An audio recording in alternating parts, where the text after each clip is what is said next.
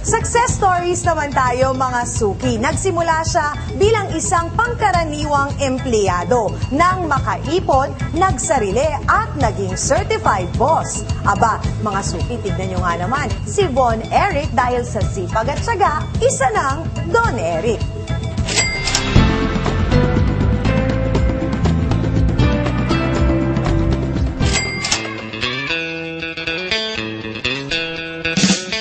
Ito ang munting tahian ng damit ni Eric Beltran.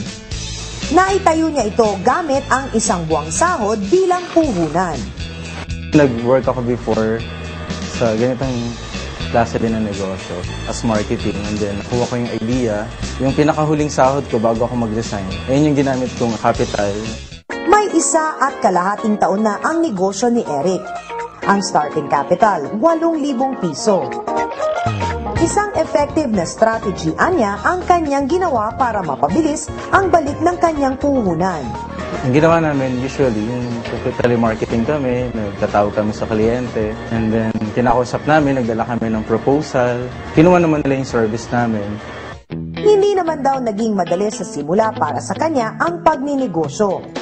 Mahal raw kasi ang mga kailangang kagamitan. Sipag, tiyaga at diskarte lang talaga ang kailangan.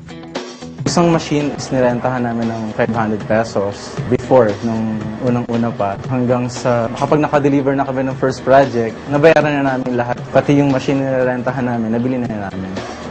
Sa ngayon, mahigit sa 20 eskwelahan na ang sinusuplayan niya ng uniforme. Pati ilang government at private offices. Siya na rin daw ang pinagkakatiwalaang gumawa ng uniforme. Ito yung mga product namin. Uniform to ng isang pharmaceutical company. Ang isang set ng blouse and pants for the ladies ay nagkakahalaga ng 1,000 to 1,200 pesos. Nasa 1,100 to 1,300 naman ang presyo sa men's polo and pants. 350 pesos to 1,000 pesos naman ang isang set ng school uniform. Kumikita si Eric ng mula 50 to 200,000 pesos monthly. Sa panahong ito na napakahigpit ng kompetisyon sa ganitong negosyo, tunay na nakakabilib ang tagumpay ni Eric.